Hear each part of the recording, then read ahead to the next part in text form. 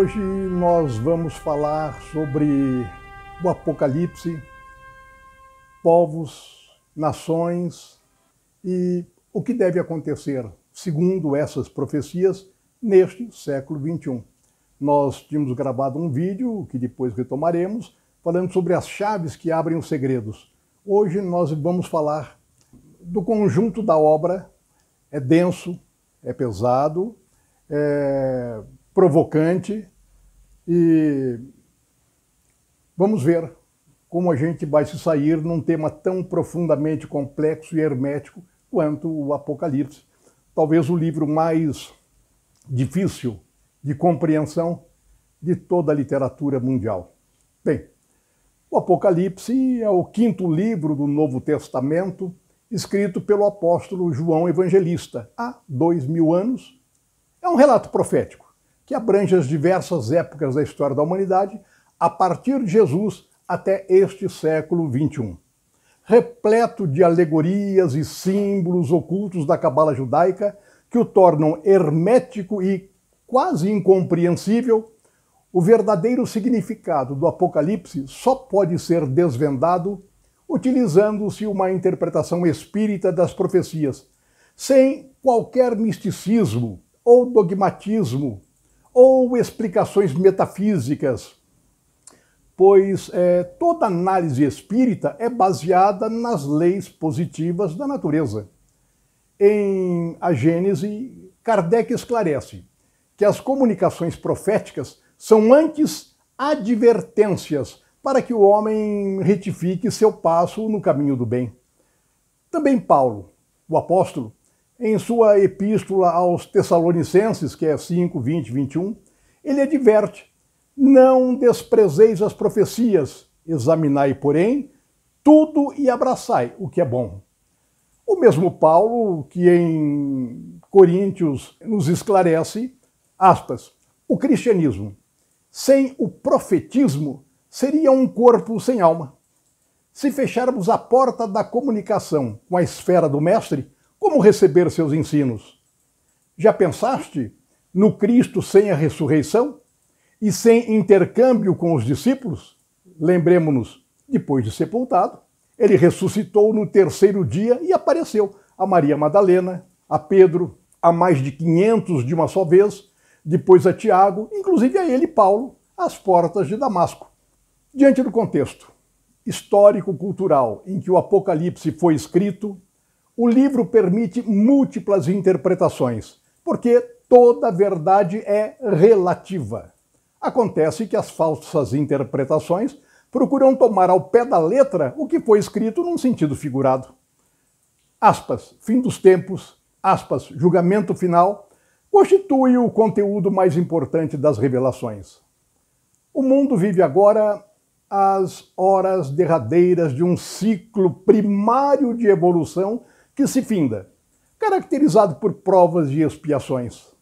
A partir deste século, a Terra será promovida à escola planetária ginasial, em que só serão matriculados alunos já libertos do comportamento típico da animalidade inferior. Será o novo ciclo de regeneração, como dizem os espíritas, ou era de Aquário, como dizem os universalistas. Chegou a hora do vestibular. A avaliação seguirá os paradigmas traçados por Jesus quando concedeu praticamente 2000 anos para que vivêssemos segundo os ensinamentos registrados nos evangelhos. Tivemos tempo suficiente para edificar uma civilização universalista, fraterna, igualitária, amorosa, com liberdade e justiça. Agora seremos avaliados pelas escolhas que fizemos em séculos de oportunidades. Qual é a sua opinião? Nós, que somos os construtores da nossa própria evolução, do nosso próprio destino, aproveitamos ou desperdiçamos as múltiplas reencarnações que tivemos nos últimos 2000 anos? O mundo em que vivemos é consequência das nossas decisões no passado, quando fomos os protagonistas da história. Com o nosso livre-arbítrio, nós poderíamos alterar os contextos previstos por João Evangelista quando advertiu sobre o futuro. E o futuro chegou, é este século XXI, Agora é a hora da verdade. Ontem, como hoje, somos causa e efeito.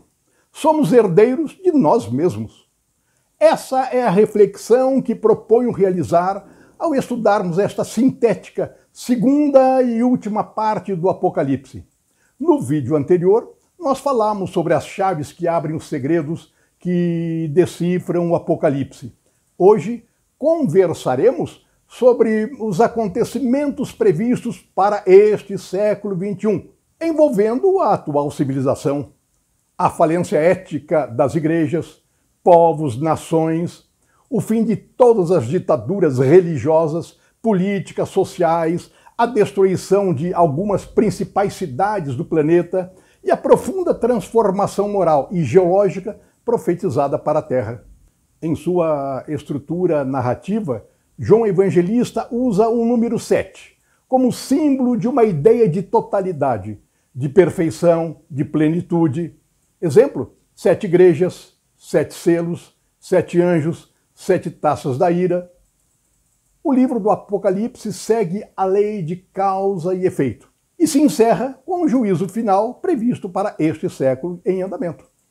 Conforme estatística da espiritualidade superior, apenas 1/3 da atual humanidade, entre encarnados e desencarnados, gozará do privilégio de voltar a encarnar na Terra neste milênio. Os outros 2/3 a serem apartados, reprovados por sua própria consciência, serão exilados para um planeta denominado Absinto por João Evangelista, em estágio primitivo, similar à Terra à época dos homens das cavernas.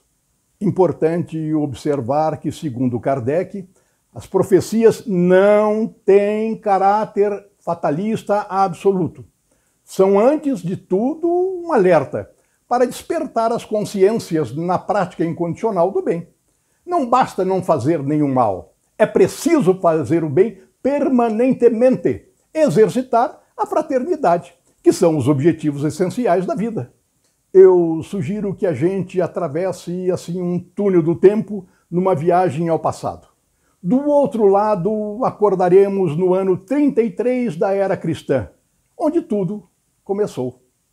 Após a morte de Jesus, os apóstolos e seus discípulos viajaram para divulgar a boa nova entre todos os povos do mundo romano, então conhecido.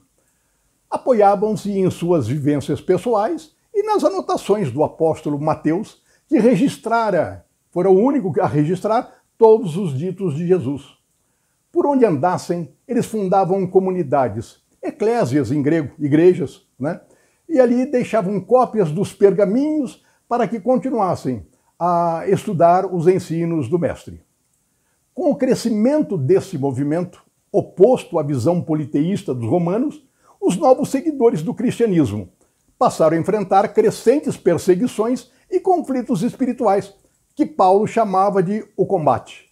No ano 96, o apóstolo João, que se encontrava prisioneiro na ilha de Patmos, hoje pertencente à Grécia, em estado de transe ou na projeção da sua consciência, ou arrebatado em espírito, como ele se descreveu, ele recebe por via mediúnica, nesse permanente intercâmbio que todos nós mantemos com a dimensão espiritual, uma sucessão de visões, comandadas por uma voz de trombeta que dizia, aspas, escreve o que vês num livro e envia-o às 7 principais igrejas cristãs da Ásia, que eram, na época, Éfeso, Esmirna, Pérgamo, Tiatira, Sardes, Filadélfia e Laodiceia, todas localizadas no território da Turquia atual.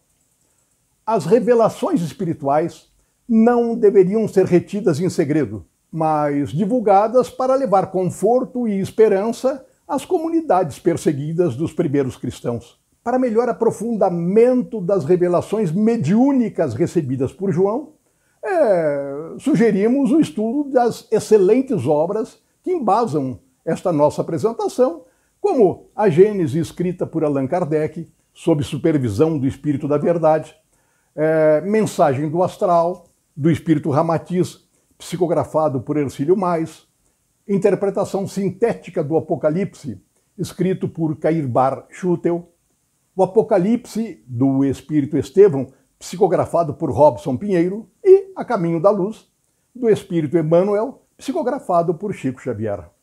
Vamos às 7 igrejas, sempre aquilo que formos ler, sempre estará dividido em 7 partes, como demonstramos há pouco atrás. Primeira igreja, Éfeso, aspas, para ler o que está no Apocalipse. Tenho, porém, contra ti que deixaste o teu primeiro amor. Arrepende-te e pratica as primeiras obras. Éfeso representa o início do cristianismo nascente, debaixo da orientação direta dos apóstolos João e Paulo. Com o passar dos anos, ameaçados pelo poder de Roma, os cristãos, por vezes, descuidavam-se do primeiro amor, aspas, que é a prática da caridade. Segunda igreja, Esmirna. Não temais as coisas que estáis por sofrer. Escutai, alguns de vós serei provados na prisão por 10 dias. Sê fiel até a morte e dar-te-ei a coroa da vida. 10 dias proféticos, como nós apresentamos no vídeo anterior, quando descrevemos o sentido simbólico de cada uma dessas expressões ou palavras, 10 dias proféticos equivalem a 10 anos. Exatamente o período em que o imperador Diocleciano perseguiu e condenou à morte todos os cristãos que ele conseguia alcançar. Estes, porém, enfrentavam as dores convictos da imortalidade da alma. Terceira igreja, Pérgamo. Pérgamo representa o período posterior à morte dos apóstolos, quando novas teologias humanas começaram a ser introduzidas em algumas comunidades cristãs primitivas. O apóstolo Paulo, ao escrever aos Hebreus, ele diz: não vos deixeis envolver por doutrinas várias e estranhas.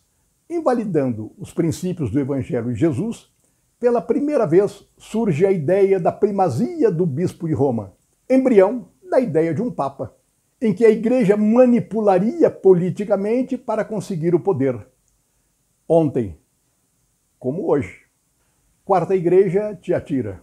Com seu ensino, ela engana os meus servos. Dei-lhe tempo, mas ela não quer se arrepender de sua imoralidade. Então, todas as igrejas saberão que eu darei a cada um de vós segundo as vossas obras. Observem que a gente vai falar muito de obras, obras, obras, e não fé, fé, fé. Depois, mais adiante, nós vamos explicar este conceito de Jesus. Afastada do ensinamento humilde e renovador do Evangelho, a igreja torna-se uma, aspas, uma falsa profetisa. Está em Apocalipse 2, 20. Na alegoria bíblica, falsa profetisa é a igreja infiel que abandona os fundamentos doutrinários de Jesus, que são espirituais. Igrejas que se aliam aos poderes mundanos, que são materiais. Quinta igreja, Sardes. Também tens em Sardes algumas pessoas que não contaminaram as suas vestes, e comigo andarão vestidas de branco, pois são dignas. Mesmo durante o período de trevas da Idade Média, algumas pessoas não se contaminaram com as práticas anticrísticas da igreja, ou anticristãs da igreja, como Francisco de Assis, como Jean Hus, como Lutero, Calvino e etc. Para abafar a voz desses reformadores, a igreja, detentora do poder, criou instituições e companhias que matavam em nome do Papa e da Madre Igreja. Sexta igreja, Filadélfia. Conheço as tuas obras. Sei que tens pouca força, entretanto guardaste a minha palavra e não negaste o meu nome. Farei que saibam que eu te amo. Fecho aspas. As perseguições e os assassinatos executados na noite de São Bartolomeu, na Inquisição e na Revolução Francesa, entre outros tantos episódios sangrentos, não conseguiram impedir a fé dos seguidores de Jesus. Sétima igreja, Laodiceia. Conheço as tuas obras, que nem és frio nem quente. Quem dera fosses frio ou quente. Laodiceia representa a última fase da igreja. Na definição do evangelista Mateus, é a época dos trabalhadores da última hora que estamos hoje vivendo. A comparação com água morna refere-se a um estado de apatia, de consciência hipnotizada, quanto à prática dos valores espirituais, ao nosso atual hoje. Agora vamos passar para uma outra escala de 7. São os 7 selos. Primeiro selo, o cavalo branco. O cavalo branco representa a imagem da autoridade moral do cristianismo primitivo sob orientação dos apóstolos. O linho puro e branco ilustra os ensinos do Cristo, antes que estes fossem desvirtuados com as teologias humanas acrescentadas mais tarde pela Igreja de Roma. Na sequência, aspas, e saiu vencendo e para vencer, significa a ação destemida de Paulo e de todos os apóstolos e de seus seguidores, despertando consciências, vencendo povos e nações, sem o uso de outras armas que não fossem a caridade, a fraternidade e o amor incondicional. Vamos agora para o segundo selo, que é a imagem do cavalo vermelho. Caracteriza o estado sanguinário das guerras, as perseguições aos cristãos realizadas no reinado de Diocleciano e as guerras santas, que realizadas por ordem do Papa ceifaram milhares de vidas. Terceiro selo, o cavalo negro. É a representação de um longo período de trevas morais.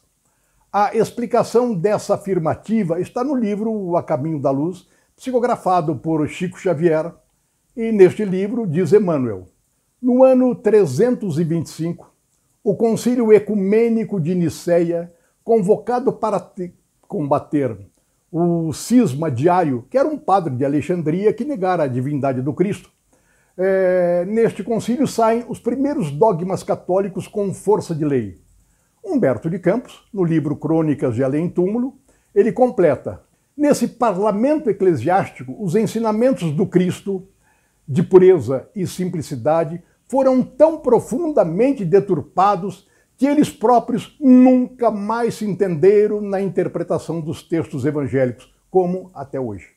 Em 331, o imperador Constantino decreta o catolicismo como a religião oficial do império. Estamos nos afastando do cristianismo. Em 476, o Império Romano cai em poder de 10 povos bárbaros. Quase 100 anos depois, em 538, derrotados os ostrogodos, que era o último povo que combatia o bispo de Roma, o imperador Justiniano reconhece o papado como a cabeça das igrejas. É a partir desse ano que consolida-se definitivamente o poder da igreja sobre as consciências. Por 1260 anos, aliás, 1260 anos, nós já estudamos no outro, foi tema de uma das nossas discussões no vídeo anterior, o que isto significa e como foi apresentado este número. Então, por 1260 anos, conforme profetizado tanto por Daniel como por João, Daniel no Antigo Testamento, João no Novo, a civilização viveria o período mais negro da sua história, até 1798, quando, durante a Revolução Francesa, o general Berthier, sob o comando de Napoleão Bonaparte, invade Roma e leva prisioneiro o Papa Pio VI, que veio a desencarnar na França.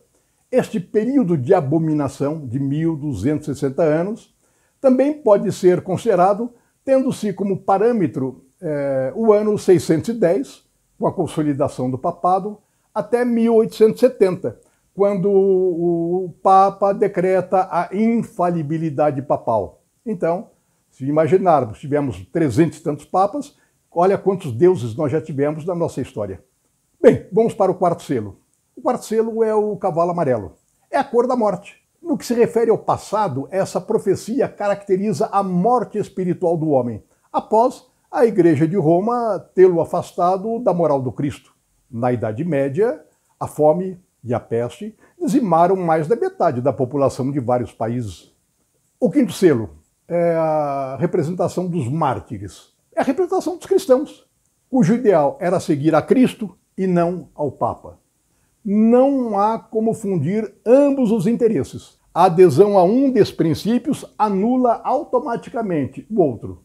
Ou o Papa, ou o Cristo, ou a matéria, ou a espiritualidade, ou Jesus, ou os movimentos materialistas em nome da fé.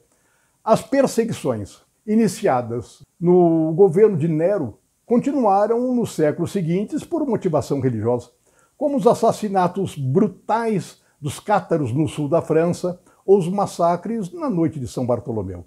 Sexto selo. As estrelas do céu caíram sobre a terra. O céu recolheu-se como um pergaminho quando se enrola, e todos os montes e ilhas foram removidos dos seus lugares. Com essa imagem simbólica, João Evangelista representou um novo panorama físico terrestre após a verticalização do eixo imaginário do globo. Na verdade, ele visualiza em breves momentos um processo que poderá se completar lentamente ao longo das próximas décadas. Há centenas de séculos, a Terra foi atingida diretamente por um astro que causou a mudança do seu eixo, declinando-o em 23 graus e 30, deixando o planeta com a sua atual conformação geológica e geográfica. Agora, o profeta vê a aproximação de um planeta, que denominou Absinto, cuja atração magnética provocará a verticalização do eixo da Terra, por ele interpretada como em um terço. Desse fato decorrerá o aquecimento do planeta, o derretimento gradativo das calotas polares, o derretimento dos gelos das montanhas, o surgimento de terras continentais que se acham submersas há milhares de anos nos fundos dos mares e oceanos, e a formação de apenas 3 continentes. Vamos agora para o 7º selo, o último a ser aberto. Diz o evangelista João: e quando ele, o anjo, abriu o 7º selo, fez-se um silêncio no céu por quase meia hora. Meia hora, em termos proféticos, quer dizer meio século. Esclarece-nos a espiritualidade que o 7º selo foi aberto quando o homem pisou na Lua em 1969. Nós estamos em 2019, portanto já vencemos a primeira meia hora profética, ou os 50 anos iniciais, correspondentes à calmaria que precede a tempestade. A partir deste ano, iniciamos a contagem regressiva para a consecução do juízo final, que ocupará a outra próxima meia hora secular. Matematicamente, esse ciclo se completaria por volta de 2069. Mas como disse Jesus, daquele dia e hora ninguém sabe, nem os anjos do céu, mas unicamente meu Pai. Portanto, essas previsões não são de confirmação matemática, são prognósticos do que deverá acontecer.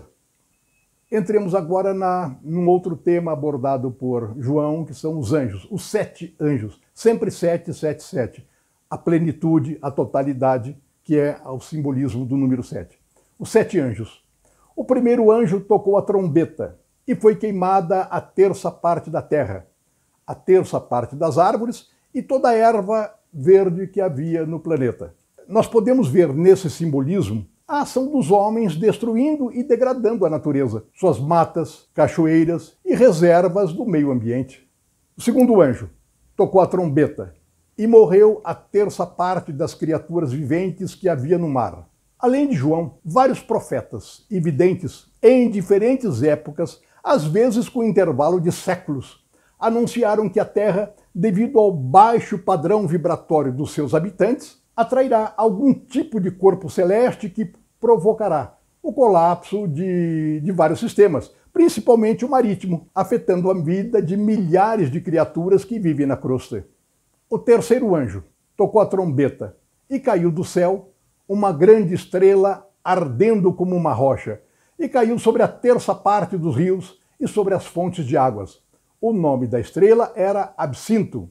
A terça parte das águas tornou-se em absinto, e muitos homens morreram das águas que se tornaram amargas.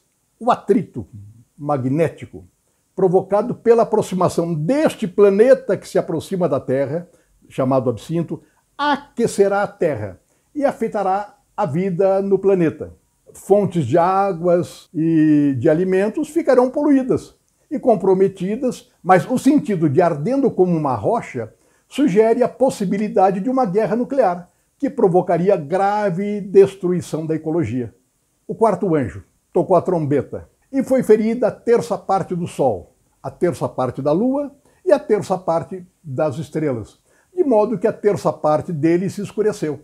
Essa escuridão aludida não é apenas física, ela é principalmente moral. O quinto anjo tocou a sua trombeta e, aspas, viu uma estrela que do céu caiu na terra. Foi-lhe dado a chave do poço do abismo e subiu fumaça de uma grande fornalha. E com a fumaça do poço escureceram-se o sol e o ar. E da fumaça saíram gafanhotos, com a aparência de cavalos aparelhados para a guerra. Tinham couraças de ferro e o poder de danificar os homens. Há 2000 anos, conhecendo apenas a vida rural e carroças puxadas por animais, o profeta descreveu a Segunda Guerra Mundial na Europa, a força aérea e a explosão das bombas atômicas no Japão. Os aviões foram comparados a escorpiões com rostos de homens e, ao cair sobre as cidades, a bomba atômica foi comparada a uma estrela que do céu caiu na terra. O sexto anjo tocou a trombeta e ouviu uma voz dizer: solta os 4 anjos que estão presos junto ao grande rio Eufrates e que estavam preparados para aquela hora e dia e mês e ano a fim de matarem a terça parte dos homens. É gravíssimo o sexto e o sétimo selos, talvez os mais graves de todo o Apocalipse.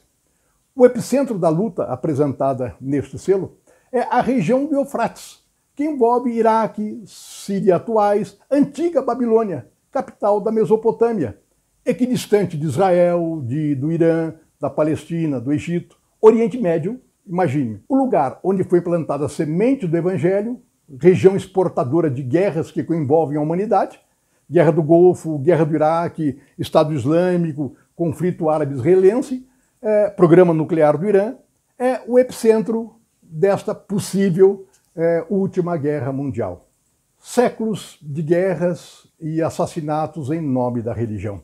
As profecias localizam aí o ambiente potencial suscetível à eclosão de uma possível última guerra que envolveria principalmente a Europa e a Ásia.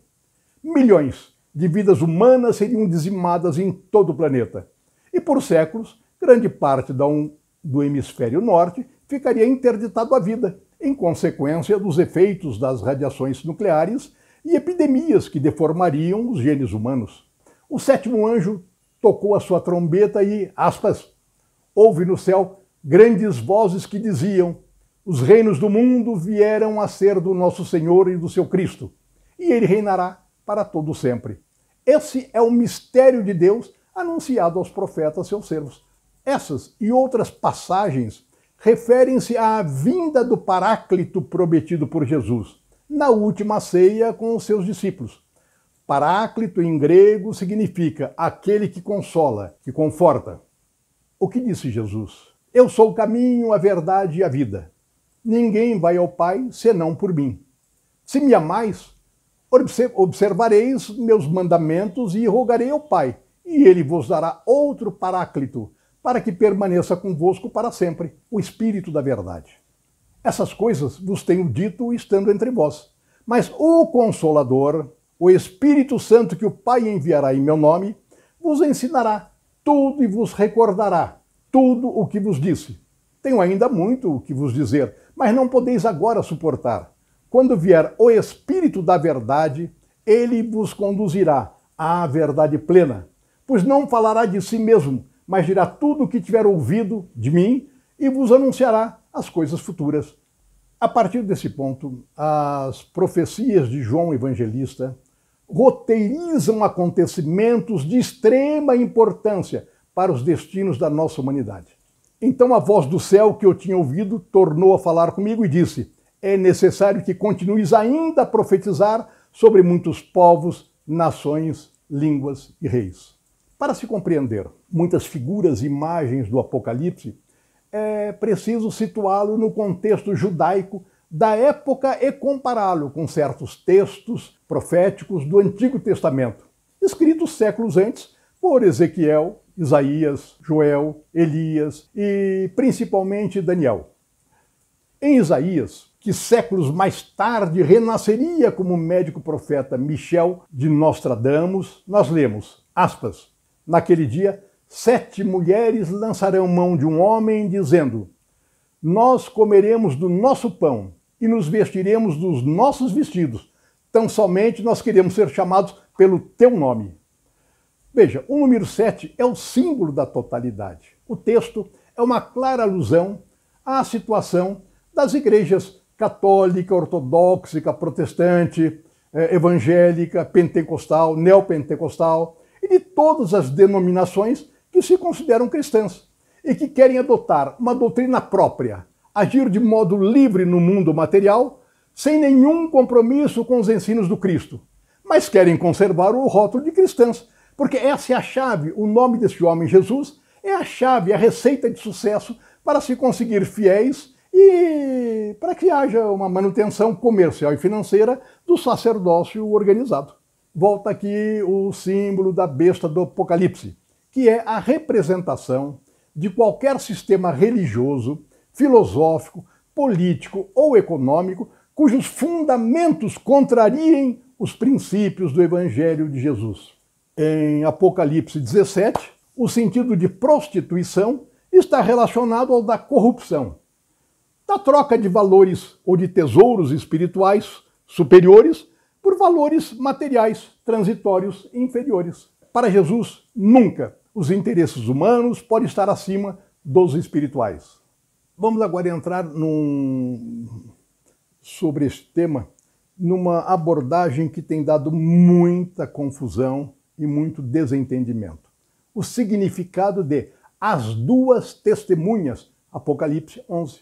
Diz João Evangelista: as minhas duas testemunhas, porém, permitirei que profetizem vestidas de saco por 1260 dias. Já sabemos que dias proféticos querem dizer anos, 1260 anos. As duas testemunhas são, na verdade, o Antigo e o Novo Testamento. Durante o período de trevas da Idade Média, séculos de atraso intelectual, misticismo, fanatismo religioso, em que a igreja esteve unida a reis e soberanos, hoje aos governos, Roma, pretendendo dominar as consciências, proibiu a leitura dos textos evangélicos, impondo a ignorância espiritual ao povo, afastando os ensinamentos de Jesus. Observou-se, então, a palavra vestida de saco, isto é, enclausurada, restrita aos mosteiros e ao latim, língua que o povo não conseguia compreender. Apesar da proibição da igreja, durante esses séculos, as duas testemunhas, o Novo e o Velho Testamento, permaneceram como a fonte de ensinamentos acerca da justiça e do amor de Deus para com os homens. Cumpria-se assim a promessa de que seria dado poder às testemunhas que, mesmo enclausuradas ou vestidas de saco, profetizariam. Desenvolvendo uma teologia própria, Roma passa a legislar como se detivesse a infalibilidade, que é uma prerrogativa que só pertence a Deus, e atribui-se o direito de condenar ou perdoar o pecador e estabelecer leis humanas para as coisas do Espírito, e, através de decretos, substituiu as orientações de Jesus na direção da cristandade. A própria ciência foi amordaçada e submetida às aberrações de uma teologia obscurantista. Lembremos-nos de Galileu Galilei, ou Giordano Bruno, ou tantos outros. Num ano agora recente, 2000, o Papa João Paulo II emitiu um pedido formal de desculpas por todos os erros cometidos pela Igreja Católica nos últimos 2000 anos, incluindo o julgamento de Galileu Galilei pela Inquisição. Por isso, Emmanuel, através da psicografia do Chico Xavier, afirma que, aspas, a teologia, na maior parte das vezes, é um museu do Evangelho. O sétimo anjo tocou a sua trombeta e houve no céu grandes vozes que diziam, aspas, os reinos do mundo vieram a ser de nosso Senhor e do seu Cristo, e ele reinará para todo sempre. Abriu-se no céu o templo de Deus. A arca da sua aliança foi vista no seu santuário. Vamos agora traduzir o que isso quer dizer. O vidente de Patmos registrou esse momento simbolizado como o segredo ou o mistério de Deus. E qual é esse mistério de Deus? Séculos antes, o profeta Joel também profetizou no Antigo Testamento o que ele denominou o dia do Senhor. E depois, aspas, e depois derramarei o meu espírito sobre toda a carne. E os vossos filhos e as vossas filhas profetizarão, os vossos velhos terão sonhos, os vossos jovens terão visões, e até sobre os servos e servas, naqueles dias, derramarei o meu espírito. Traduzido, olha a tradução como é simples. Os vossos filhos e filhas profetizarão, os velhos e os jovens terão visões, significa nada mais, nada menos que a mediunidade generalizada a partir do surgimento do Espiritismo. A Arca da Aliança que foi vista no seu santuário, está em Apocalipse 11, né? Significa as revelações que os espíritos superiores trouxeram e que foram codificadas por Allan Kardec, restaurando o santuário, que é o símbolo de todo o conhecimento universal para os judeus. Essas e outras passagens referem-se à vinda do Paráclito. Em 18 de abril de 1857, Allan Kardec, reencarnação de João Evangelista, lança o Livro dos Espíritos, sob orientação do Espírito da Verdade, que foi João Batista, o profeta que batizou Jesus das águas do Rio Jordão. João Batista, por sua vez, decapitado por ordem do rei Herodes, foi a reencarnação do profeta Elias, com as vozes dos céus, ou seja, orientado pelas comunicações mediúnicas, aspas de novo, dos exércitos que estão no céu, ou seja, dos espíritos superiores. Allan Kardec, em 5 livros, codifica o Espiritismo, restabelecendo a essência do cristianismo primitivo. O Espiritismo, como consolador prometido por Jesus, é doutrina pela qual se encadeia tudo, desde o alfa até o ômega, cumprindo a missão de explicar as leis morais do universo. Nada mais simples.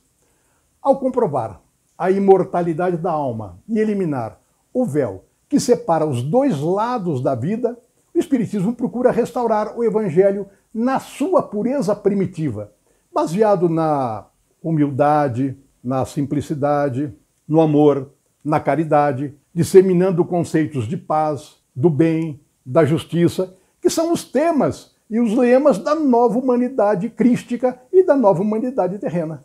O Consolador, ele vem trazer o quê? Explicações racionais e lógicas sobre os temas que nos preocupam profundamente. A imortalidade da alma, a sobrevivência do espírito após a morte física, a reencarnação, as leis que regem o intercâmbio entre os homens e os espíritos, a pluralidade dos mundos habitados. Como disse Jesus, há muitas moradas na casa do meu Pai em todo o universo infinito. Ao longo da história, os homens classificaram como milagre os fenômenos que não compreenderam e, por isso, as suas consciências foram manipuladas pelos sacerdotes de todas as religiões que, empoderados nesse intercâmbio, eles envolviam numa aura de misticismo essa relação natural nossa com o mundo extrafísico. Com as explicações do Espiritismo, tal ignorância não mais se justifica. Só continua ignorante quem quer ser. Vamos agora passar para um outro tema, que são as 7 taças da ira.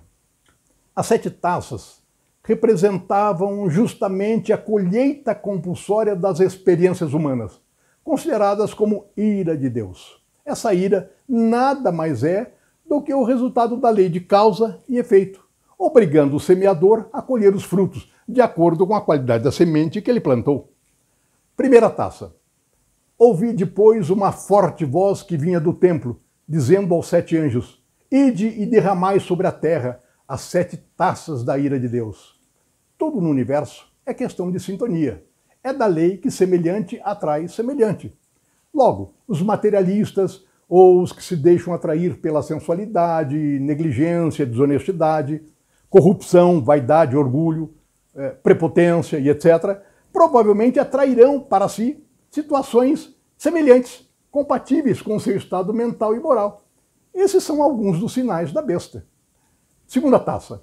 O segundo anjo derramou a sua taça no mar e este se transformou em sangue, como de um morto, de modo que todos os seres que vivem no mar morreram.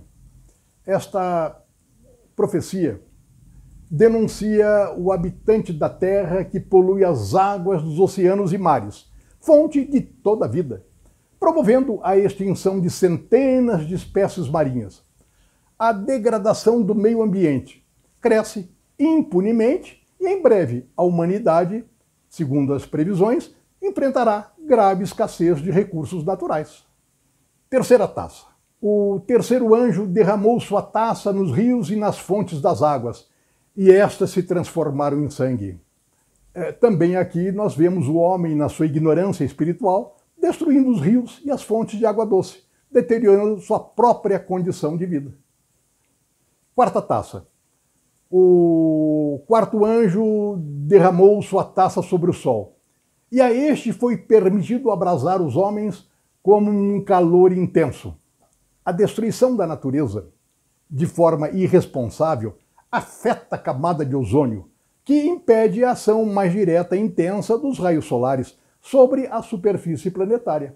Sem essa proteção natural da atmosfera, os homens ficariam indefesos a radiações causadoras do câncer e a outras tantas doenças. Quinta taça. O quinto anjo derramou sua taça sobre o trono da besta, e o seu reino ficou em trevas, e os homens mordiam a língua de dor. O trono da besta é o símbolo da centralização de todos os poderes e princípios filosóficos contrários aos ensinamentos do Cristo. Essa profecia prevê a queda de todas as religiões, filosofias, organizações e nações que não seguirem os ensinamentos do Cristo. Aquele que ouve essas minhas palavras, mas não as cumpre, será comparado ao homem insensato, aquele que edificou a sua casa sobre a areia. E mordendo as suas línguas de dor, como está no Apocalipse, significa que os homens serão submetidos a dores horríveis por não se voltarem para suas próprias reformas íntimas, crísticas, como temos demonstrado ao longo de todo o processo. Sexta taça. O sexto anjo derramou sua taça sobre o grande rio Eufrates, e a água do rio secou, abrindo caminho para os reis do Oriente. Nisso, vi que da boca do dragão, da boca da besta e da boca do falso profeta saíram 3 espíritos imundos, que vão até os reis de toda a terra a fim de reuni-los para a guerra. Eles os reuniram, então, no lugar que em hebreu se chama Armagedon. Isso está em Apocalipse 16, 12. Esta profecia é gravíssima. Ela localiza no Oriente Médio o cenário que poderá envolver o planeta em uma última guerra mundial. Se houver um conflito bélico com uso de energia nuclear, toda a região será destruída e por séculos ficará interditada a vida humana em consequência da saturação radiativa. Em hebraico, etimologicamente, Armagedon significa monte de Megisto. Às vezes é confundido com região de rios, com vales e assim por diante. Geograficamente, essa colina, chamada Megido, fica no norte de Israel, a cerca de 32 quilômetros de Haifa, que é a terceira maior cidade de Israel, só abaixo de Jerusalém e Tel Aviv. E a 20 quilômetros, ou 20 e poucos quilômetros de Nazaré, onde Jesus viveu com seus pais, José e Maria. Segundo historiadores, houve mais guerras em Megido do que em qualquer outro lugar da terra. Ali lutaram e morreram reis de Israel e de Judá. A cidade foi extinta há muitos séculos e parece ter sido destruída e reconstruída mais de 20 vezes, inclusive pelo rei Salomão, filho do rei Davi. Sua importância devia-se à sua localização num ponto estratégico, que permitia o controle de uma das mais importantes rotas militares e comerciais da antiguidade. A palavra Megido significa o lugar de reunião das tropas. Parece uma fatalidade esse nome e a sua finalidade e o seu destino.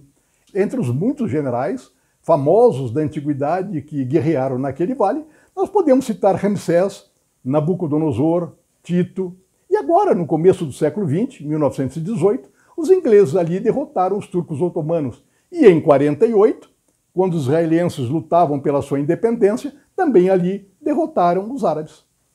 A Bíblia fala do Armagedon como local de uma guerra que preparará o caminho para um tempo de paz e justiça, que destruirá apenas a iniquidade. Está em Salmos 92:7.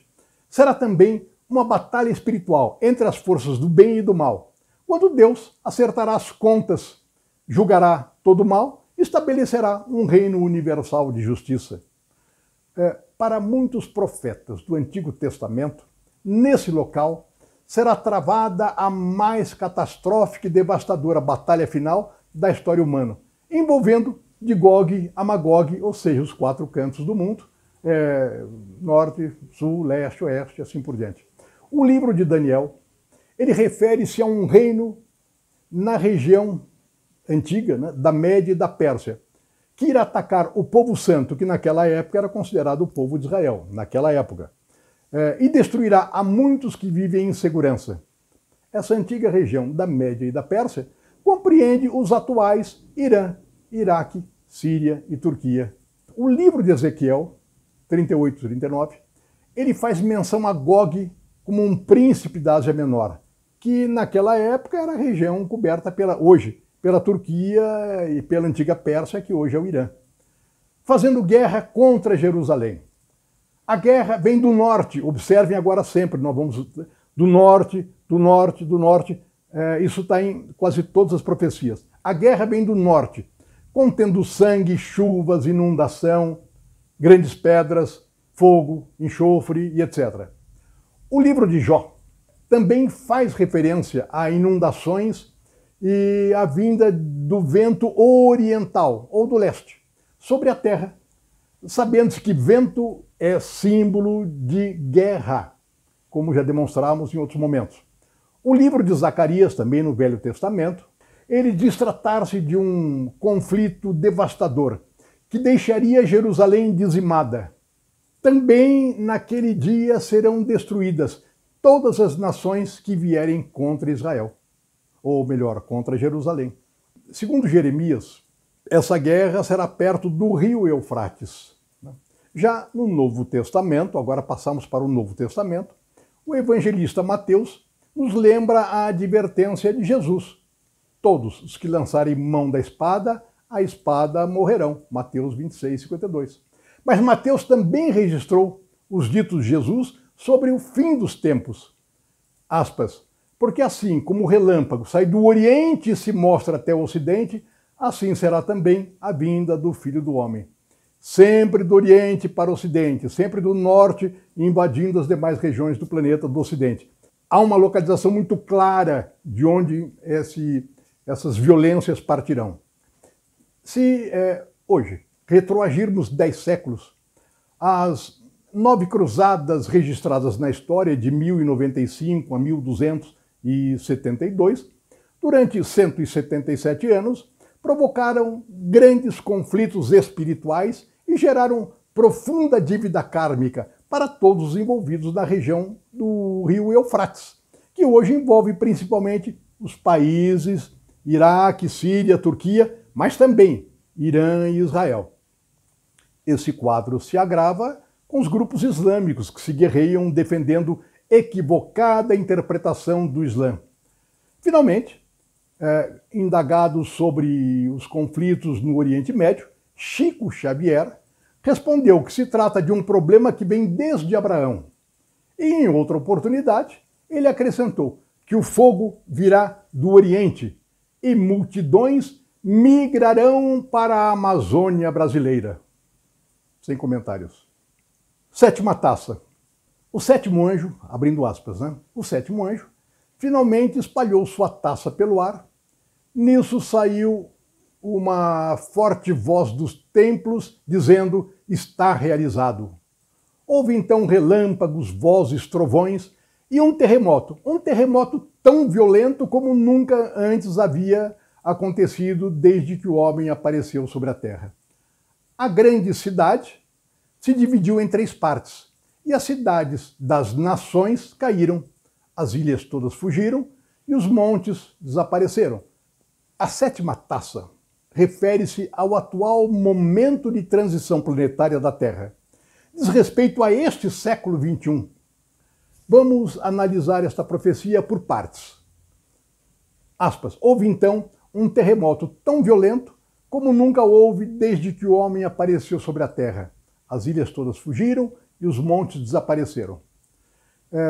Esse é o resultado provocado pela lenta e inexorável verticalização do eixo da Terra.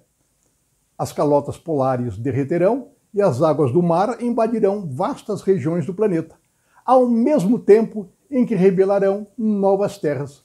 Esse processo gradativo poderá ser agravado vertiginosamente, se for deflagrada uma nova guerra nuclear.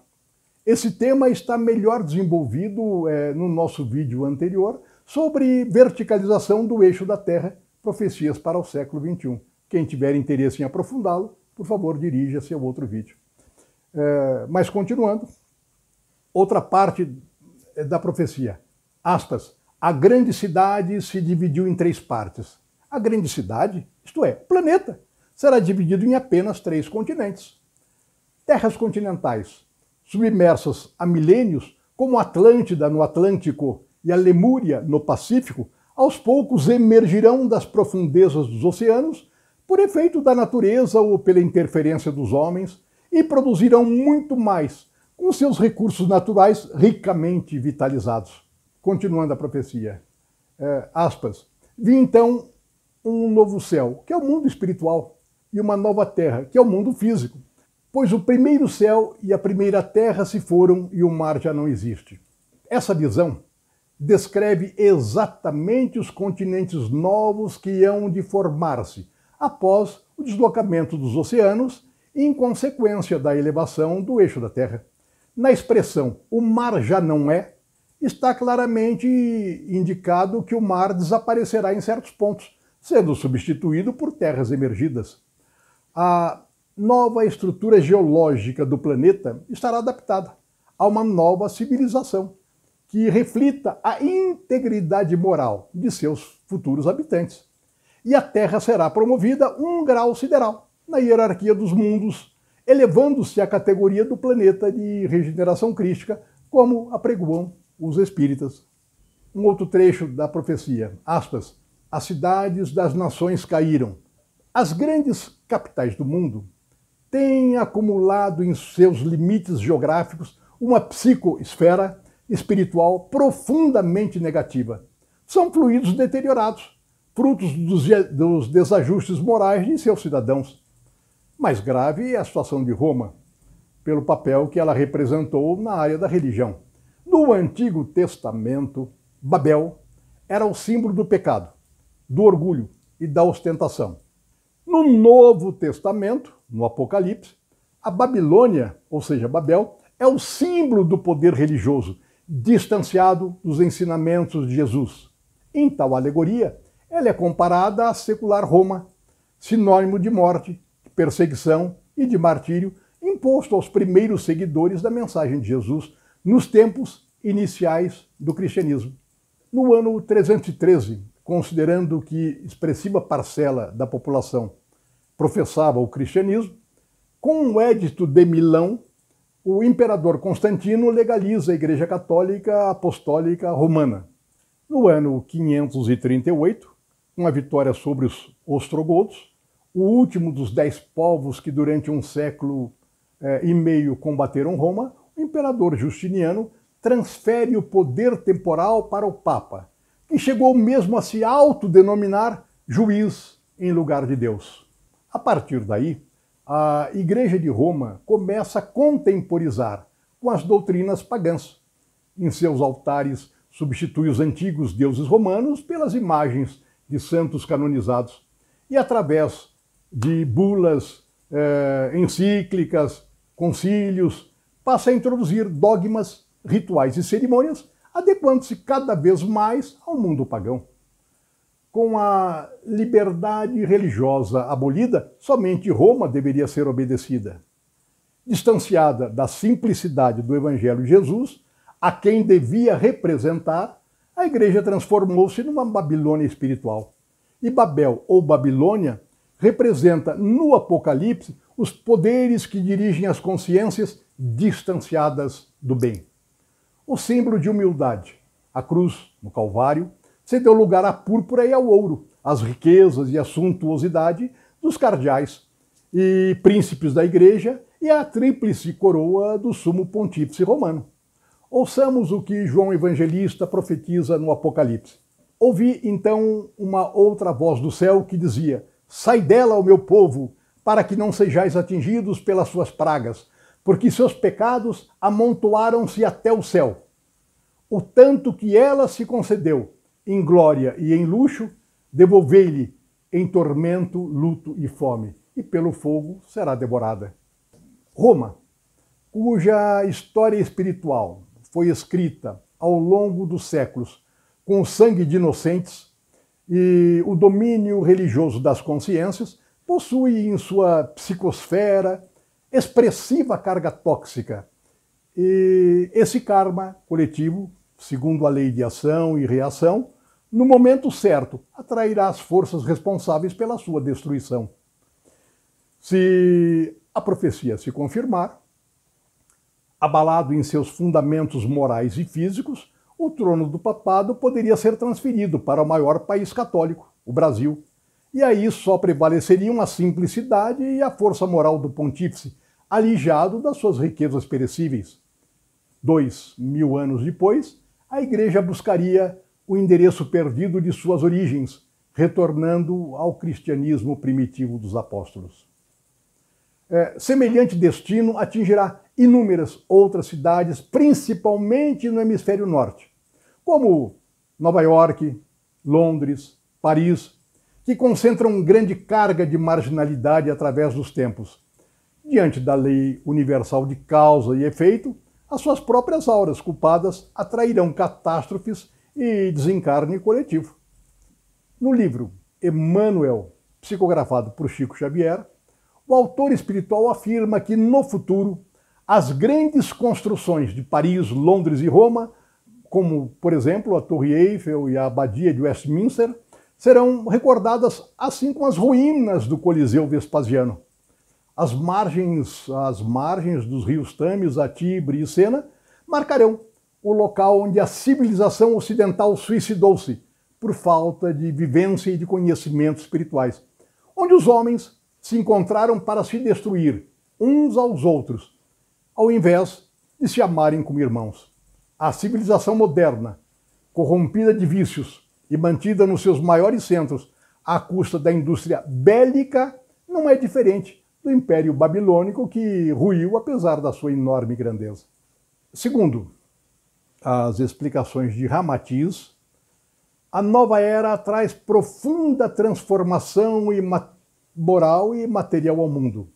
Indivíduos, povos, nações, governos, instituições, religiões, religiosos, sistemas políticos, financeiros e todas as formas de ditadura e radicalismos não resistirão às traumáticas mudanças e terão que ser substituídas.